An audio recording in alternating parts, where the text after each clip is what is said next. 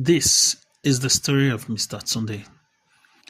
Mr. Tunde, a young married man, became an auto mechanic a few years after completing his university education but couldn't get a desired job. He once worked as a driver at a company before the company folded up and left him with no job. After that, he picked another job as a commercial motorcyclist, getting paid for carrying passengers from one place to another. But then, he had an accident that claimed his bike and he was lucky to have escaped unharmed. Tunde's late father, who was also an auto mechanic, had a workshop on their family land which had been closed ever since the old man's demise. When Tunde was younger, he is always with his father working at the workshop as though he was training. Tunde worked with his father till he got admitted into the university, so one can say he trained as a mechanic under his father. Tunde is married to Sade, a nurse who only cares about dressing well and showing off. Sade is an outgoing person who loves attending occasions and gatherings a lot. Her taste for fashion is high and she wouldn't mind to spend all her earnings, including her savings on shoes, bags and jewelries to the extent that sometimes she gets these stuffs on credit and pay back when she receives her salary. Tunde and Sade has two children, a boy and a girl. Tunde is indeed trying all his best to be a good and responsible man to his wife and children, but unfortunately for him, his wife is unsupportive. She wouldn't contribute a dime to help her husband or her children. She always reminds Tunde that it is his responsibility to take care of all of them, including her parents. Tunde and his wife will take turns to argue about coming together and building their home together, but Sade will always tell him that that is his role to play. The house rent, the feedings, and all bills are expected to be handled by Tunde alone, whose income is barely enough to cater for the family. One day, Tunde was at his shop working when three men came to repair a car with broken lower arm. They claimed the breakage happened when they suddenly ran over a pothole. Tunde did a good job for them and they brought more vehicles for repairs. Most of the cars they brought are with tinted glasses, covered number plates or without number plates at all.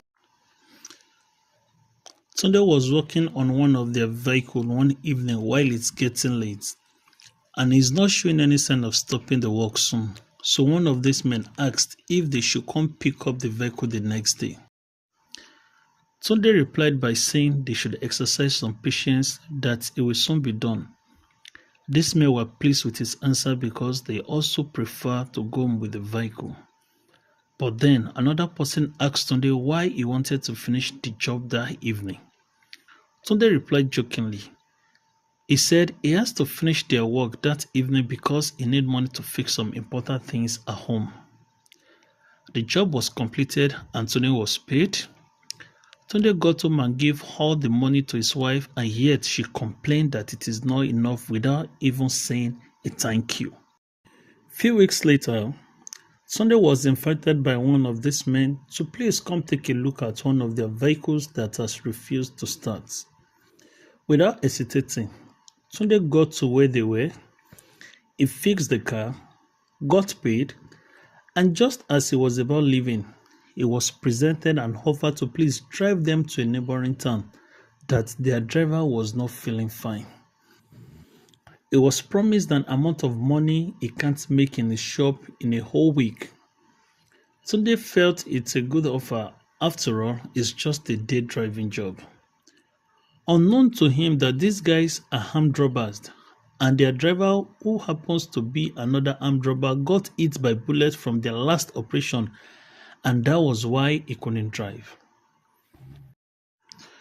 Tunde took them to the neighboring town as discussed. On getting to the town, Tunde was told to park in front of a bank they wanted to rob. Still unknown to Tunde what their mission is, because Tunde's attention was totally set on driving them to and fro, getting paid and getting back to his family. These men unloaded the trunk of their vehicle, which is a Hilux, carrying out long black bags that looks like traveling bags. That is where their weapons are. They gained access into the banking hall, held a few people as hostages, and asked for the bank manager. The bank manager at that moment was on a video call with his wife via his laptop. The bank manager jumped up as the armed robber shot at his door and barged into his office. The manager's wife on the other side of the call heard the gunshot and make a call to inform the police of her observations immediately. The police responded by mounting roadblocks a few hundreds of meters away in all directions leading to the bank to set trap and ambush for the criminals. The officer in charge felt that alerting the armed robbers by going to the bank directly could lead to bankers and customers being held as hostages. So ambush and traps were laid instead. Secret police officers were placed at strategic locations around the bank to monitor the activities of the armed robbers and to give signal when they leave the bank. This same bank has been robbed severally by gunmen from time to time, so the police took it as a high priority task. Immediately as the robbers came out of the bank with stolen money in their bags, they got into the vehicle. The signal was sent by the secret officers on the street and the police trooped out in large numbers. Tunde started driving, then suddenly, siren and gunshots were heard behind them. Oh, it's two police cars trying to chase them into the ambush. Tunde was frightened and he asked what happened in there. One of these men pulled out a pistol, put it on Tunde's head and asked him to drive fast or his head will be blown off. It is at this moment he realized that these men were armed robbers and that his own life depends on escaping with them and driving very fast. The chase began. Please kindly watch out for the part 2 of this story titled The Chase.